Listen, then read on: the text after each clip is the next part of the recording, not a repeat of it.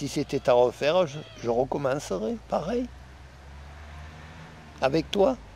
Ah bon? Josie. Je le dis, j'ai pas honte de le dire, j'ai eu de la chance de te rencontrer. Voilà.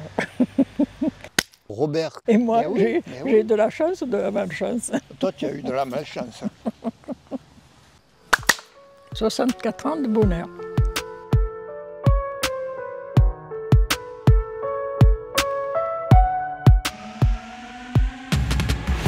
L'amour, l'amour, l'amour. Pardon. Le couple. Bah oui, c'est pas la même chose, l'amour et le couple, si? L'amour conduit au couple ou le couple conduit à l'amour? Est-ce que l'un peut seulement aller sans l'autre? Pour répondre à cette question épineuse et qui personnellement m'obsède, il me fallait des experts, mais alors des vrais experts. Josie et Robert qui vont fêter leurs 64 ans de mariage en décembre prochain. Et j'ai de la chance parce que je peux beaucoup les observer de très près puisque ce sont mes grands-parents adoptifs. C'est pas les liens du sang, c'est les liens du cœur. Le cœur, encore lui. Je l'ai vu passer sur le trottoir d'en face, elle courait presque. Je dis tiens. Je l'avais connue au lycée.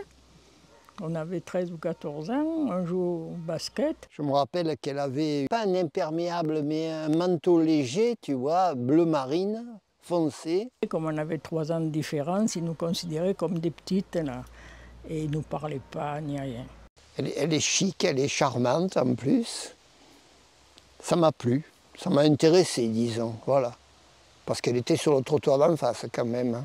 Et jamais j'aurais pensé. D'ailleurs, mon amie, quand je lui ai dit que je fréquentais Robert Tarceau, elle m'a envoyé un télégramme en me disant « ce n'est pas possible ». Je l'avais oublié, ça, oui. Tu l'avais oublié? Oui. Tu n'étais pas sympathique en plus.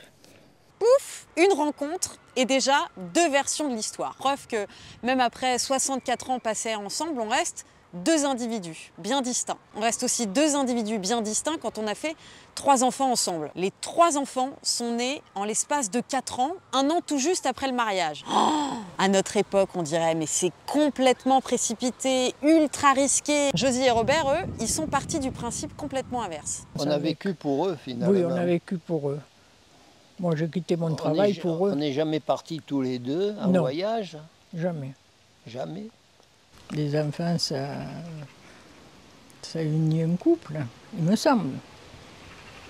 Par contre, si un couple ne s'entend pas, ce n'est pas les enfants qui les rapprocheront. On n'est jamais allé au restaurant, ou très peu, sans les enfants. Sans les enfants, oui. Ou le reste, ou la famille aujourd'hui encore. Et puis on n'est pas, je crois, on s'est bien trouvé pour ça, on est un peu sauvage. C'est vrai.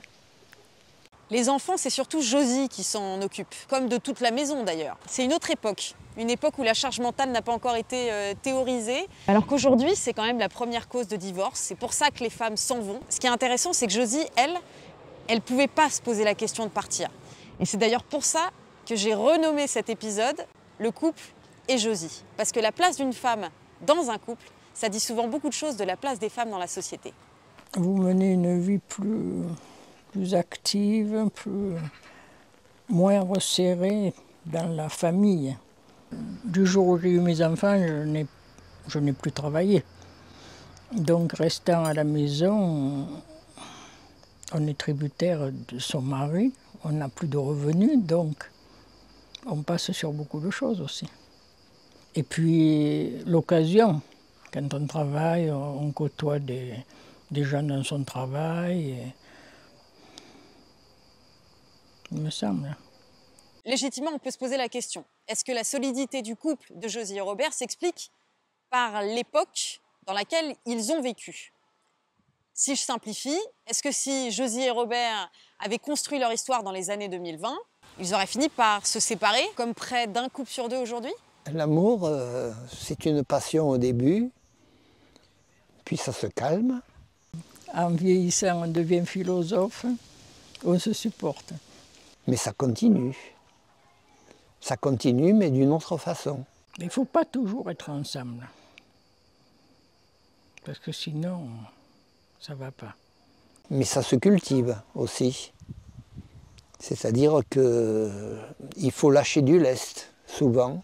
On regarde la télévision, chacun notre télévision, chacun notre ordinateur. Et souvent, quand on va se coucher, je lui demande qu'est-ce que tu as regardé, on a regardé la même chose. Ok, chacun son espace vital. Mais chacun sa chambre aussi. Bah allez, faites pas les innocents, hein. Vous aussi, vous vous posez cette question. À quoi ressemble le désir, l'intimité, la sexualité quand ça fait 64 ans qu'on couche ensemble? Évidemment, je pouvais pas poser la question comme ça à mes grands-parents adoptifs. C'était pas possible. Est-ce que vous faites toujours des câlins? Bah oui, ça fait des bisous. Oui, bien sûr, oui, oui. Oui, mais enfin, bon, ça a diminué. Ce sont des câlins gentils, disons. Il y a beaucoup de couples qui, âgés, font chambre à part. Et ça, c'est pas bon. Pourquoi? Parce qu'il n'y a plus d'intimité, il n'y a plus...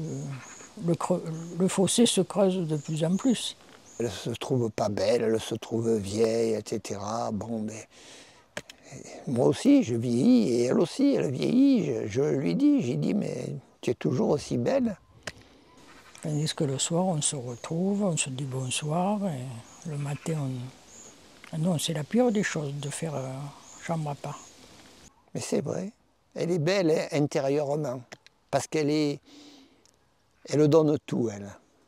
Voilà. Je sais pas, parce que je me sens en sécurité avec lui. Je vous avoue que j'ai été extrêmement surprise par la simplicité avec laquelle ils ont répondu à cette question. Et c'est pendant le montage que j'ai compris pourquoi ils y répondaient aussi simplement. Parce qu'en fait, pour eux, la vraie question, elle est ailleurs. Quand on a plus de 80 ans, dont 64 passés avec la même personne, la vraie question, c'est pas de savoir si on a du désir pour l'autre, c'est de savoir qui va partir en premier et comment on va survivre à cette séparation. On a eu beaucoup de joie, des joies, beaucoup de peines aussi, c'est vrai, comme tout le monde. Mais bon, il ne nous est jamais venu à l'idée de se séparer. De se séparer, oui. Et c'est la crainte justement de se séparer un jour. Oui. C'est pour cette raison que je préférerais partir la première. Et lui aussi. Ah, moi aussi, oui. Alors, moi, le qui c'est qui va gagner? Eh oui, plutôt que d'être seul, en fait. Oui. Je vois pas trop ce que je peux rajouter après ça. Et il entendait un bruit d'eau, mais je crois qu'il perd la boule. J'entendais, c'est un bruit caractéristique. Et alors? Eh bien... Il m'a dit, je ne pourrais pas m'endormir avec ce bruit-là. J'ai dit, moi, je dors.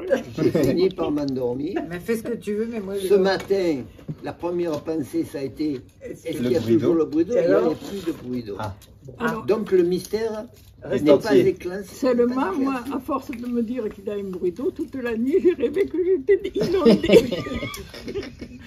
Et avec les serpillères, je suis... je dis, il y en a marre. Ou alors, parfois, la nuit, il me réveille à 3 h du matin, il me dit quelle heure il est.